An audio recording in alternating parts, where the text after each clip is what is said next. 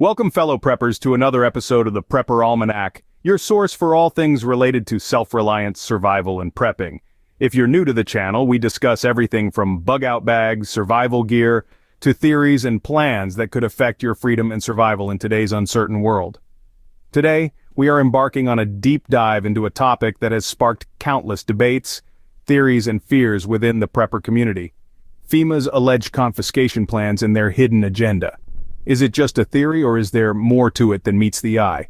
Let's discuss it today. Before we dive in, if you find value in today's video, please give it a thumbs up and don't forget to subscribe to our channel for more content like this. Your support keeps us going. And as always, we encourage open discussion. So make sure to share your thoughts on this topic in the comments section below, especially today's topic.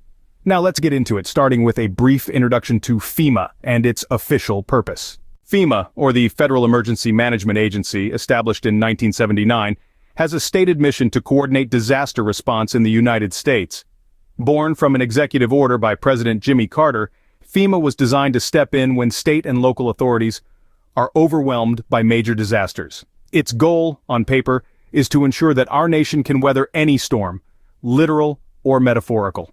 In 2002, FEMA was officially codified into law, becoming a part of the Department of Homeland Security. This move linked the agency directly to the country's defense structure, further solidifying its role in maintaining order during times of crisis.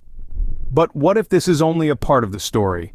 What if the official purpose of FEMA is a smokescreen, hiding a more sinister objective? There's a theory circulating that suggests FEMA's true role isn't to help citizens in times of crisis, but rather to assume control of the United States in the wake of a major disaster or threat.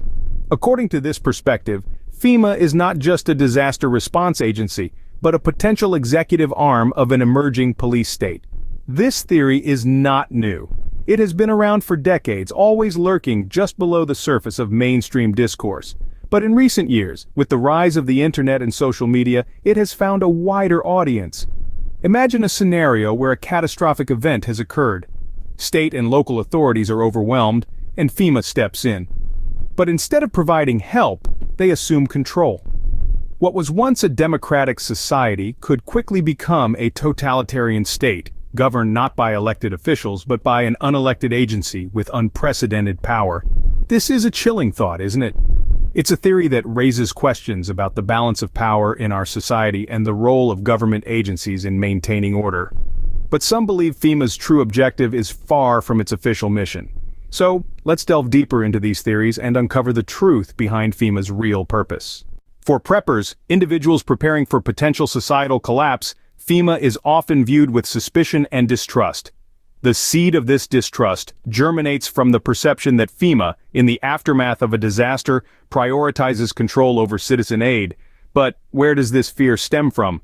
Let's delve a little deeper. The crux of the concern is the fear of confiscation. Preppers painstakingly gather resources, stockpiling supplies to ensure survival should society crumble.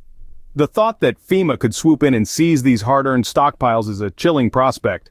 Imagine having your lifeline, your safety net, whisked away when you need it the most. It's a fear that resonates within prepper circles, becoming almost a common theme. But is this fear justified? To answer this, we need to look at history. And history, as we know, often repeats itself. The government, and by extension FEMA, has at times been seen to prioritize control over the welfare of its citizens. This perception, coupled with a general distrust of government authority, fans the flames of this fear. This fear is not limited to the confiscation of physical supplies alone. There's also the worry about the seizure of personal freedoms, the imposition of martial law, and the potential for citizens to be herded like cattle into FEMA camps. These fears, while they might seem outlandish to some, are very real to those within the prepper community. It's important to remember that preppers are not just concerned about the end-of-the-world scenarios. They are also preparing for more immediate and tangible disasters like hurricanes, earthquakes, and pandemics. The thought of these preparations being confiscated in a time of need is a genuine concern. In essence, the fear of FEMA confiscation is not just about losing supplies. It's about losing control, losing freedom, and ultimately losing the ability to survive in a world turned upside down. It's a fear that's deeply ingrained and shared among preppers, and for good reason.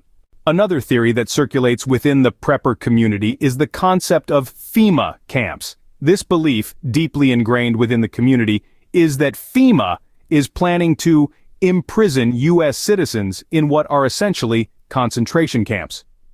This could occur following the imposition of martial law in the United States after a major disaster or crisis. Now, you may be wondering where this theory originated. Interestingly, it's been around since the late 1970s, not long after FEMA's establishment in 1979. This was a time of political unrest and growing distrust in government, a perfect breeding ground for theories of this nature. The theory suggests that these camps are not designed for the general population, but specifically for suspected dissidents. Those who question or oppose the government could find themselves detained within these camps. It's a chilling thought, isn't it? With the advent of the internet and social media platforms, the theory has gained significant traction. Its circulation has greatly increased, spreading far and wide within the prepper community and beyond. The internet has allowed the theory to reach a wider audience, and social media platforms have provided a space for discussion, debate, and further propagation of the idea. The persistence of this theory, its origins, and its continued circulation all provide fascinating insight into the legitimate fears and concerns of the prepper community. It's a reflection of a deep-seated distrust in government authority, a belief that in times of crisis, control may be prioritized over the welfare of citizens. It's a reminder of the importance of self-reliance, of being prepared, and of questioning the narratives we are presented with. Whether you believe it or not, it's certainly a topic that stirs up conversation and makes us question our assumptions about the world we live in. From mind control substances in emergency food rations to weather manipulation, the theories about FEMA's hidden agenda continue to evolve. One such theory revolves around meals ready to eat, or MREs, which are emergency food rations provided by FEMA during disasters.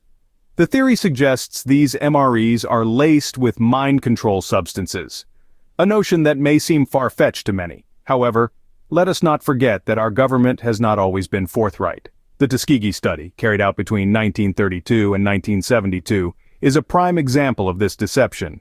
The government lied to hundreds of African American men, telling them they were receiving free health care, when in reality, they were part of a study that left their syphilis untreated. This grim reality fuels the belief that it's not entirely impossible for FEMA's MREs to contain more than meets the eye. Moving on to another theory, weather warfare. This theory suggests that FEMA, or perhaps some other shadowy government agency, is behind the manipulation of weather patterns to cause disasters. While climate change is a popular scapegoat for the increasing frequency and intensity of natural disasters, some believe that these disasters are not merely acts of nature, but are being deliberately caused. This theory points to the High-Frequency Active Auroral Research Program, or HAARP, as a possible tool for weather manipulation. HAARP, a research program jointly funded by the U.S. Air Force, Navy, and the University of Alaska, has been at the center of numerous conspiracy theories, with skeptics arguing that its technology could be used for malicious purposes, including weather manipulation. These theories, while far-fetched to some, highlight the depth of distrust and skepticism towards FEMA. They underscore the importance of staying vigilant, questioning the narratives we are presented with, and striving for self-reliance. After all, history has shown us that things are not always as they seem or what the government tells us, and it's better to be safe than sorry. Before we wrap up today's video, we'd like to acknowledge the importance of having these discussions. Remember, the purpose of this channel is to encourage preparedness and critical thinking. It's essential to question the narratives we are presented with, as history has shown us that things aren't always as they seem. We're curious to know what you think about these theories presented today. Do you think there's some truth to them? Do you have any personal experiences or knowledge that add credibility to these theories? Or perhaps you have other theories or concerns about FEMA or any other government agencies? Let us know in the comment section below. We also welcome suggestions for future video topics. If there's a particular theory, event, or aspect of prepping you'd like us to explore in our videos, don't hesitate to tell us. We value your input and would love to discuss the topics that matter to you. If you found today's video insightful, please give it a thumbs up. Your likes help us reach more people and build a more informed and prepared community. And if you haven't already, consider subscribing to our channel to stay updated on our latest videos. Finally, if you're interested in further exploring the world of prepping, or if you're just beginning your prepping journey, YouTube's algorithm has recommended a video for you. You can find it in the top left-hand corner of your screen. Happy viewing, and remember, stay vigilant and prepared.